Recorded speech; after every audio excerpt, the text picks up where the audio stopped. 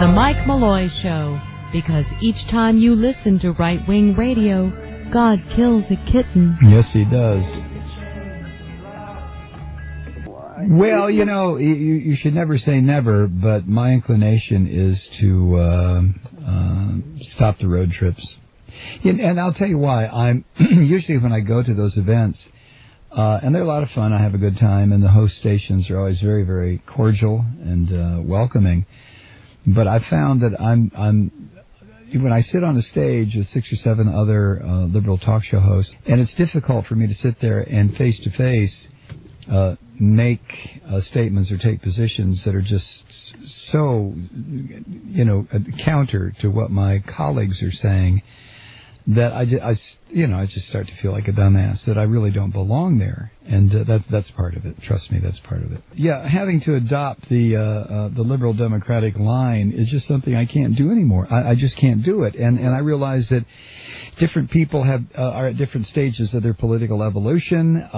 You know, you believe this at one time in your life, you believe that at another time in your life, and eventually you work it out yourself.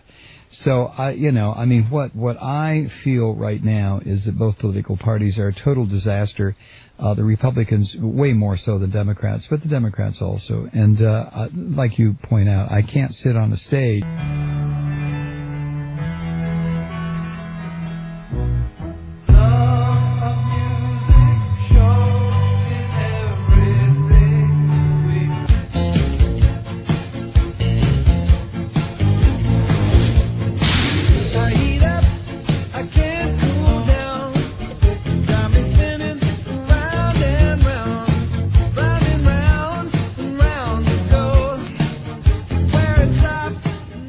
10 before the hour. This hour has been sponsored by Bill Mabry. His message, listen to the greatest new artist on iTunes, J.K. Mabry.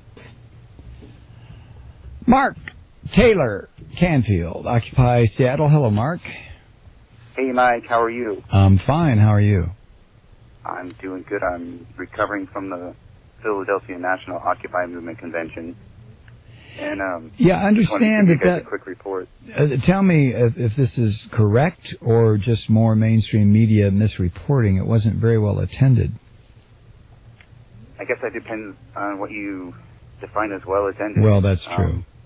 Yeah, I mean the corporate media is definitely going to play that down, but I helped organize it, and there is definitely like a number of about 1,500 people that participated. Well, that's both in person and online, because there was a huge online component. Well, that's well. I would say that that's well attended then.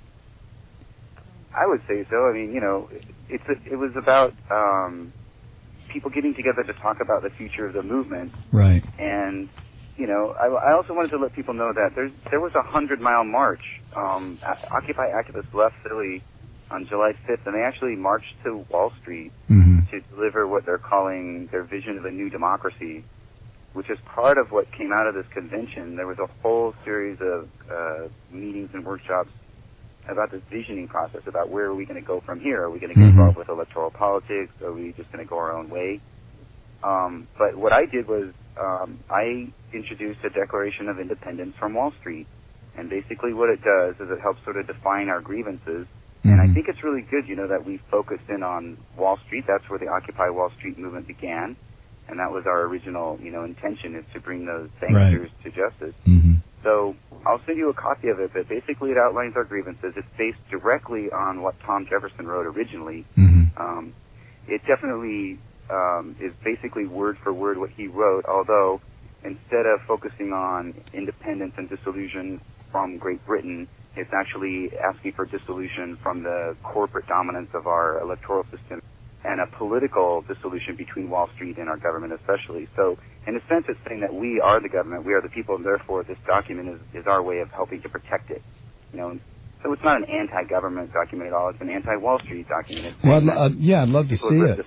I'd love to see it. Please forward it on.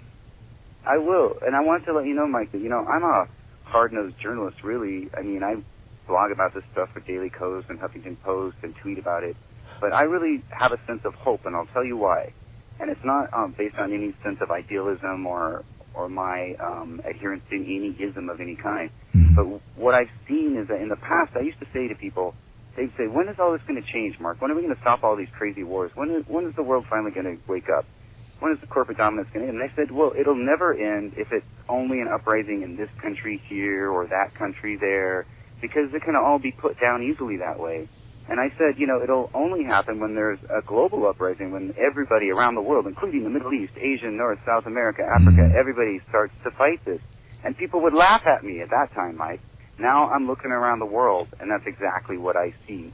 So I think one of the things that came out of our conference is that we are part of a global world movement. It's a populist movement for justice and against economic inequality.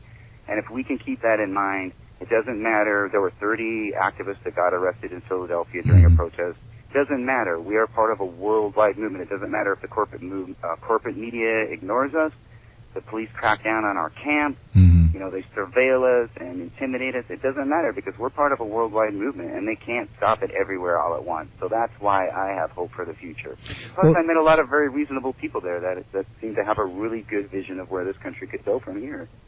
Well, those are good thoughts, and well said, Mark. And thank you so much for checking in. Please send me that manifesto or whatever it's being referred to. I'd love to see it. Thanks, Mark.